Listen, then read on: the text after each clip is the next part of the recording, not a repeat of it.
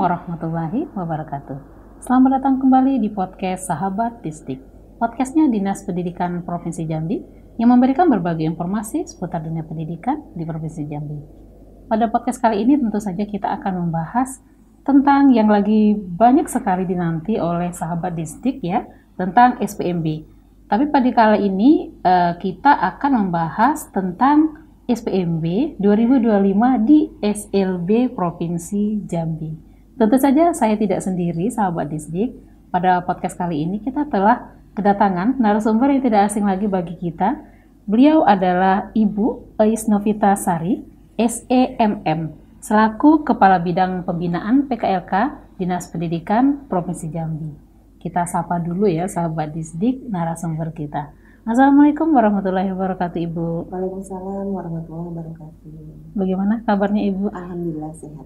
Maaf Bu ya, mengganggu waktu kerja Ibu gitu. Jadi kita undang untuk bincang-bincang dengan Sahabat Distrik di sini. Ibu, mungkin dari Sahabat Distrik ingin mengenal lebih jauh tentang Ibu. Mohon izin Ibu untuk menyapa Sahabat Distrik dan mungkin menjelaskan peran Ibu bagaimana sih sejauh ini di bidang PKLK Dinas Pendidikan Provinsi Jambi. Baik, Sahabat Distrik, Assalamualaikum warahmatullahi wabarakatuh. Saya Eis Novita Sari, Kabid Pembinaan PKLK, di mana PKLK itu adalah pendidikan khusus dan layanan khusus.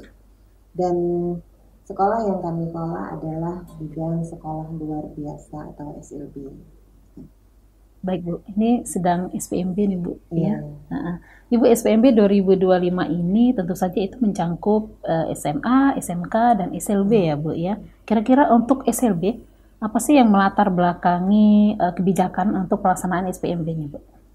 Ya, seperti SPMB pada umumnya ya, bahwa memang layanan pendidikan itu memang diperuntukkan untuk semua siswa kita tanpa memandang, tanpa diskriminasi, termasuk juga anak-anak yang berkebutuhan khusus atau disabilitas ini. Nah, untuk melayani pendidikan anak-anak tersebutlah maka SLB juga termasuk ke dalam golongan sekolah yang memang memfasilitasi anak-anak berkebutuhan khusus untuk mendapatkan layanan pendidikan, baik itu dari jenjang mulai dari SD, SMP, dan SMA. Karena SLB ini kan satu atap SLB itu menaungi untuk 3 jenjang, SD, SMP, LB, SMP LB, dan SMA LB. Iya, baik. Mungkin ada yang TKLB ada nggak Bu? TKLB ada juga. Ada juga ya Bu ya.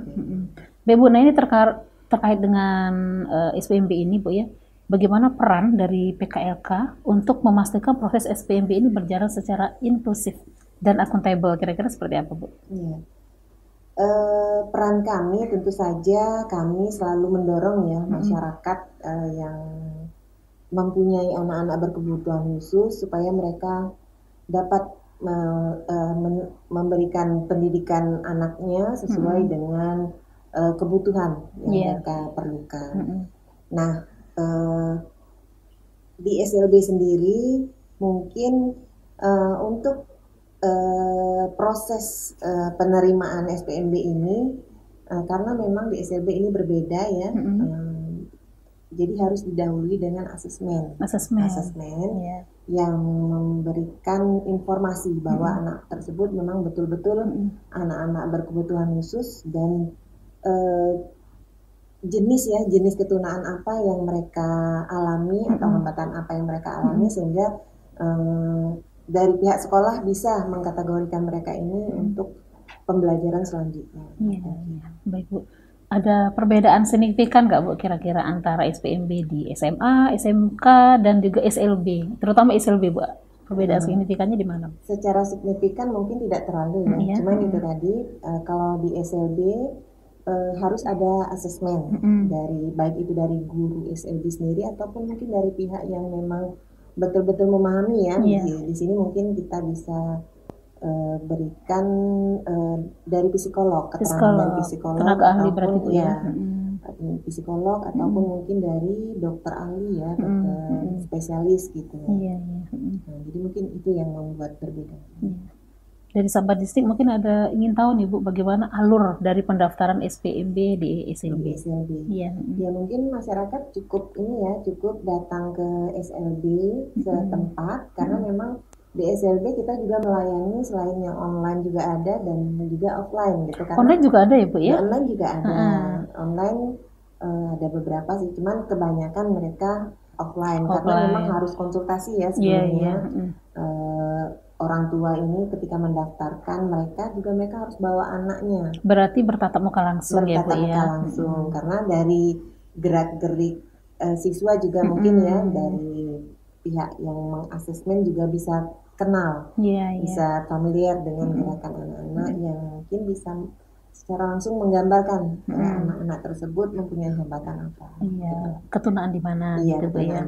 Kira-kira apa saja nih Bu dokumen yang harus dipersiapkan oleh orang tua siswa Bu? Sepertinya seperti pada umumnya ya pendaftaran, cuma itu tadi ada kalau memang sudah punya rekomendasi dari tenaga ahli seperti psikolog ya itu dibawa. Tapi kalaupun tidak, mereka akan diasesmen di tempat pendaftaran di SLB itu sendiri. Jadi tidak usah khawatir ya Bu ya, apabila belum asesmen di sekolah bisa asesmen ya Bu ya. Baik Bu, ini terkait dengan kebijakan afirmasi atau kebijakan khusus lainnya. Nah ini kira-kira untuk calon siswa di SLB tahun ini ada ya Bu ya? Ada. Memang kalau siswa SLB itu kan tidak banyak ya Mbak ya, karena anak-anak berkebutuhan khusus ini kan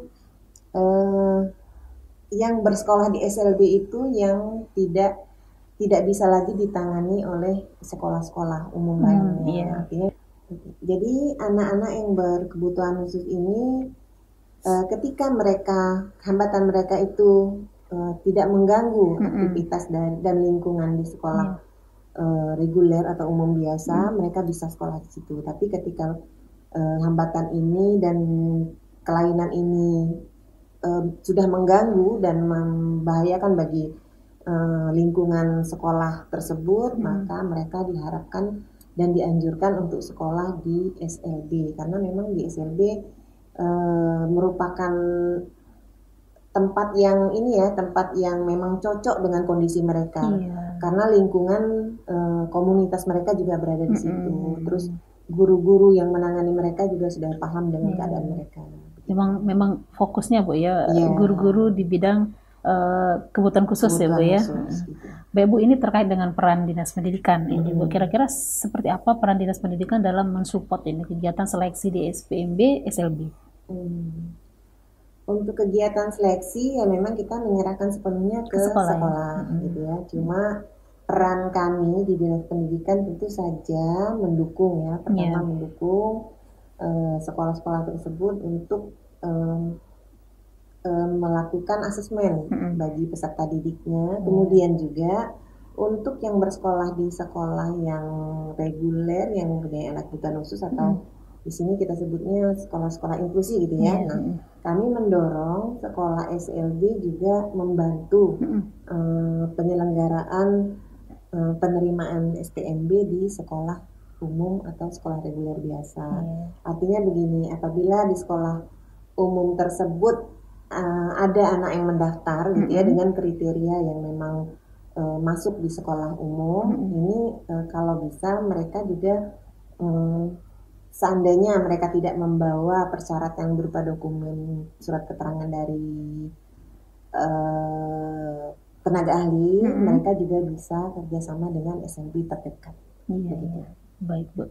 Nah ini terkait dari persiapan dari sekolah ya Bu ya, apakah ada pelatihan atau sosialisasi Bu terkait proses seleksi SPMB ini? Persiapan seleksi pelatihan atau sosialisasi gitu Bu ya? Kalau pelatihan kita biasanya dari kementerian langsung untuk guru-guru yang ada di sekolah ini ya, sekolah inklusi itu datanya kan ditarik dari Dapodik. Jadi sekolah-sekolah inklusi yang terdaftar di Dapodik ini gurunya akan ditarik dan dipanggil oleh kementerian pusat untuk diadakan pelatihan berjenjang untuk menangani anak-anak disabilitas. Termasuk proses seleksi SPMB ini Bu ya? Untuk persiapan itu juga. Untuk persiapan inklusi. artinya di sini sekolah sama guru itu sangat berperan sekali Bu ya dalam proses seleksi ini. Iya. Baik Bu, kita izin dulu sama sahabat Disdik, kita akan lanjutkan podcast bersama Ibu Kepala Bidang Pembinaan PKLK Dinas Pendidikan Provinsi Jambi. Tetap ikuti podcast Sahabat Disdik.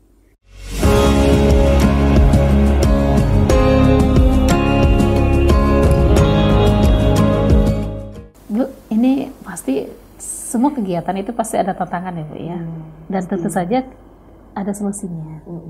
Kira-kira apa sih Bu tantangan terbesar yang pernah dihadapi di tahun-tahun sebelumnya pada pelaksanaan SPMB Bu?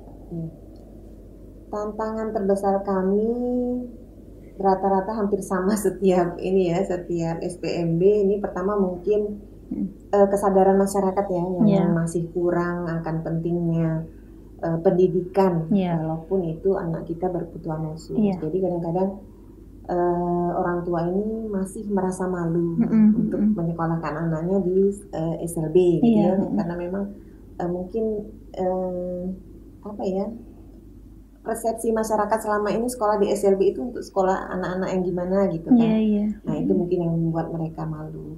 Tapi yakinlah bahwa untuk menyekolahkan mereka itu akan ketika mereka bersekolah di SLB itu bisa juga membangkitkan gitu ya semangat mereka, karena mereka akan bertemu dengan komunitas yang sama gitu, daripada mereka dipaksakan ke sekolah yang umum gitu ya, sementara mereka bukan komunitasnya. Nah ini juga akan menjadi beban moral mereka gitu.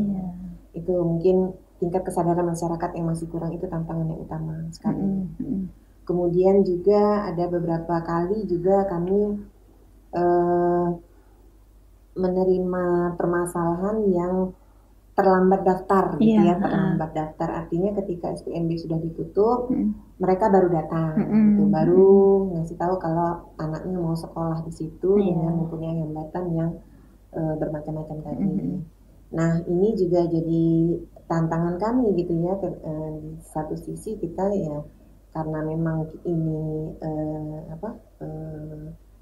aturan ya, ada jangka waktunya, di satu sisi juga kita tidak mungkin tidak kita terima, sementara mereka kan butuh layanan pendidikan. Jadi kami mengambil kebijaksanaan, selagi itu memang masih kuotanya masih memenuhi, daya tampungnya masih ada, ya silakan.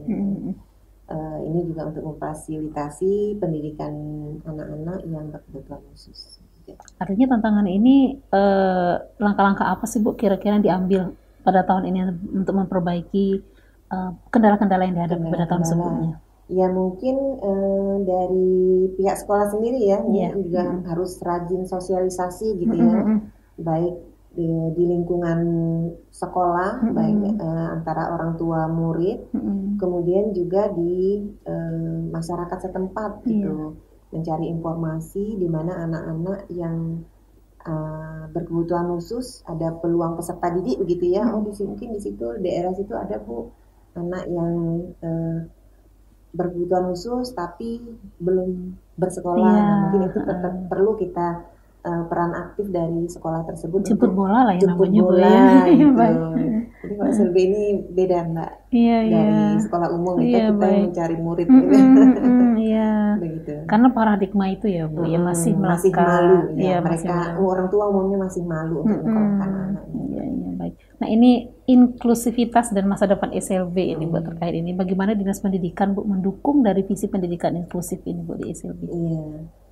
Karena program inklusif ini memang sudah menasional gitu ya, memang sudah familiar lah gitu ya. Jadi kami mendukung sekali dengan adanya program ini, terutama untuk sekolah-sekolah umum yang mungkin menerima anak-anak berkebutuhan khusus. Ini selalu kami pesankan bahwa keberadaan anak-anak yang ada di sekolah tersebut harus dicantumkan dalam Dapodik. Jadi identitas mereka itu harus lengkap dengan keterangan bahwa mereka adalah anak-anak berkebutuhan khusus dengan keturunan apa gitu.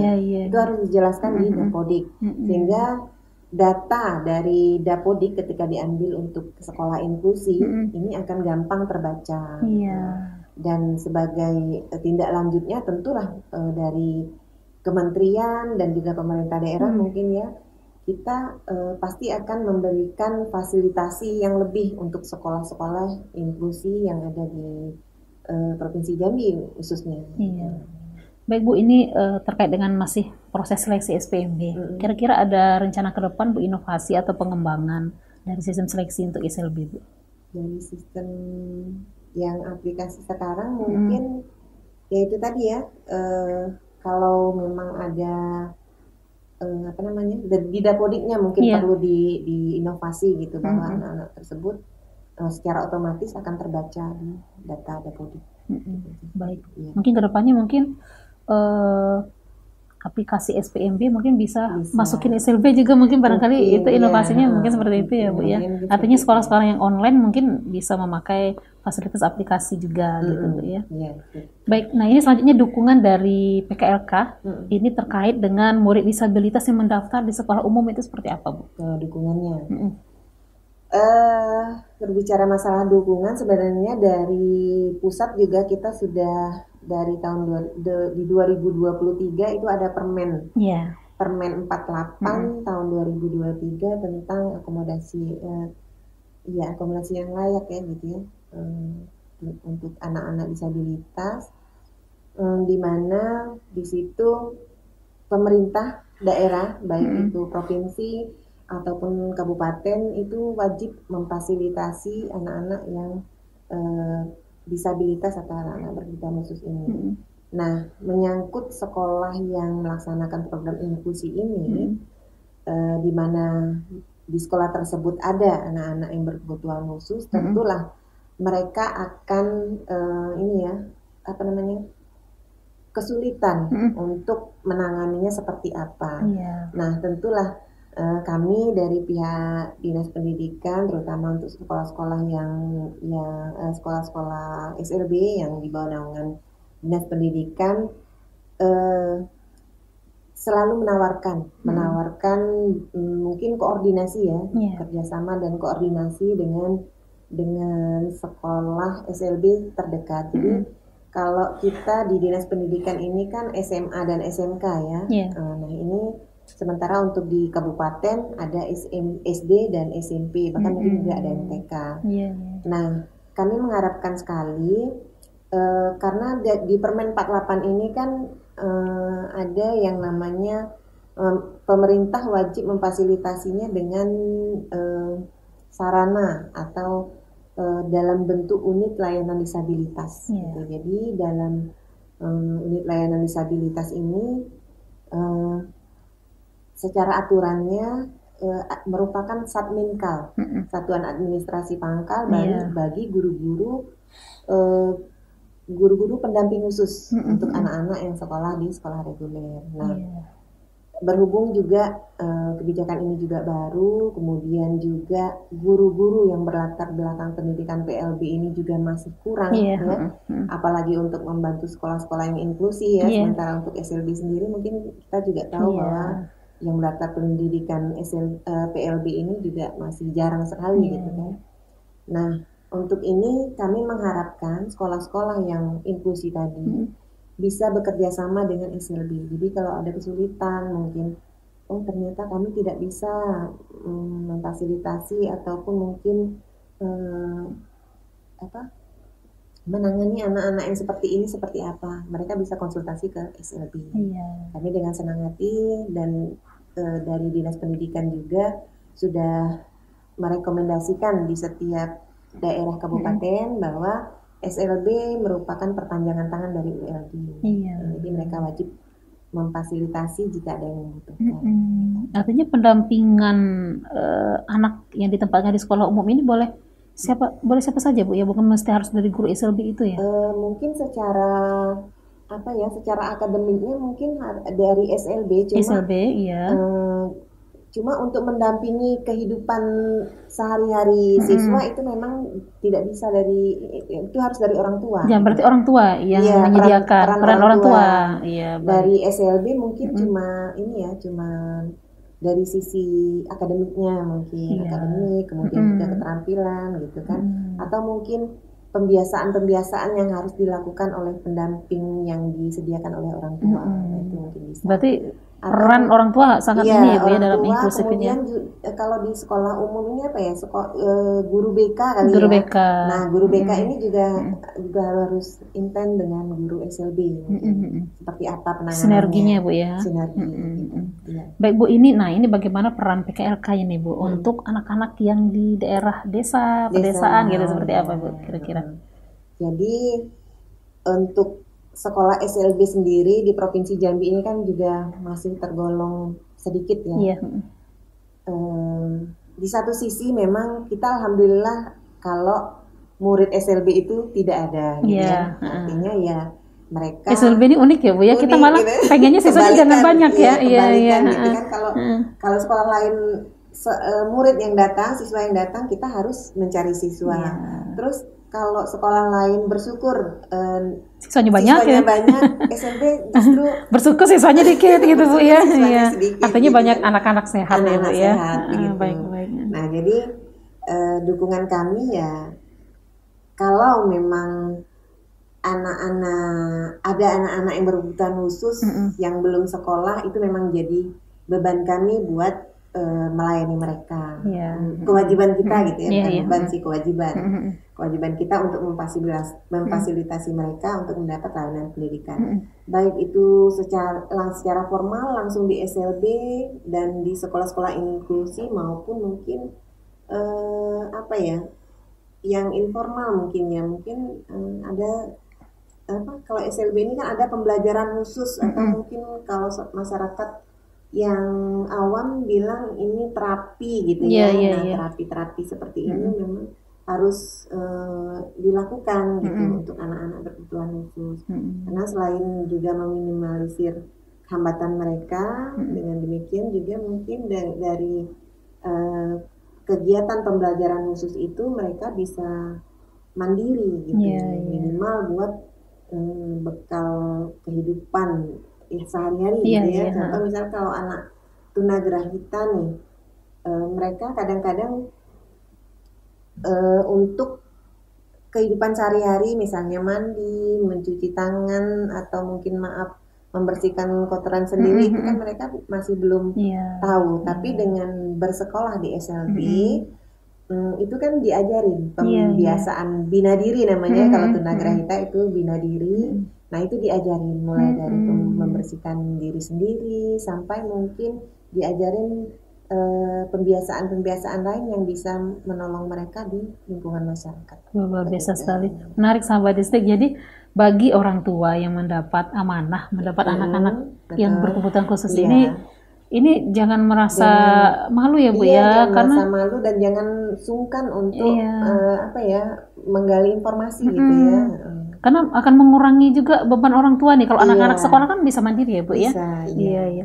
Baik Bu, ini terkait dengan masih SPMB Bu, kira-kira bagaimana untuk dukungan dan sosialisasi kepada masyarakat seperti apa Bu kira-kira?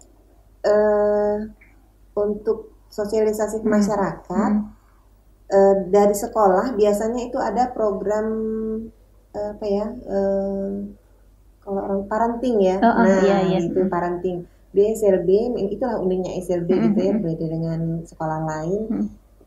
Di SLB ada program parenting. Nah, dari orang tua yang bersekolah di SLB inilah informasi ini kami mengharapkan disampaikan ke masyarakat yang belum mengetahui. Jadi kalau seandainya nih ada orang tua yang anaknya sekolah di SLB, kemudian mereka ikut parenting, harus menangani anak autis seperti apa, kemudian menangani anak yang Down syndrome seperti apa. Nah ini kan nanti mereka sebarluaskan kepada masyarakat yang belum tahu informasi ini gitu. Jadi dengan adanya mungkin orang tua ini kan, dengan adanya parenting seperti itu, mereka jadi bisa menangani anak mereka seperti apa, sehingga nanti perkembangan anak dari orang tua yang ada di SLB ini akan jelas terlihat. Nah ini juga mungkin akan menarik ya bagi masyarakat yang memang belum sama sekali tersentuh oleh edukasi-edukasi yang didapat dari SLB ini. Baik sahabat distrik, ini kayaknya menarik sekali ya kalau kita membahas tentang inklusif. Kayaknya nggak cukup nih Bu, hanya di podcast kali ini. Mudah-mudahan insya Allah di podcast berikutnya kita akan bahas tuntas ya Bu ya, tentang inklusif ya. Semoga orang tua yang mendapat amanah yang istimewa ini bisa lebih aware ya Bu ya, untuk pendidikan anaknya gitu. Baik Bu, ini terkait dengan bentuk kerjasama lintas sektor Bu, ada nggak kira-kira seperti ke dinas sosial atau dinas kesehatan atau organisasi yang menaungi dari penyandang disabilitas ini, ada nggak kira-kira Bu? Bentuk kerjasama sih ada ya, seperti di SLB Sri Dewi ini ada kerjasama dengan Stikes. Nah, Stikes di sini, jadi mereka dalam jangka waktu tertentu mengadakan pemeriksaan mungkin ya, sekalian juga mungkin praktek anak-anak mahasiswa ini ke SLB, itu juga pernah dilakukan. Kemudian MOU dengan lembaga-lembaga lain yang memerlukan bahasa isyarat mungkin ya, mereka juga bisa ke SLB gitu. Baik. Dan banyak lagi sih. Banyak Ibu ya. Sama lain bidang olahraga, bidang seni, semua bisa.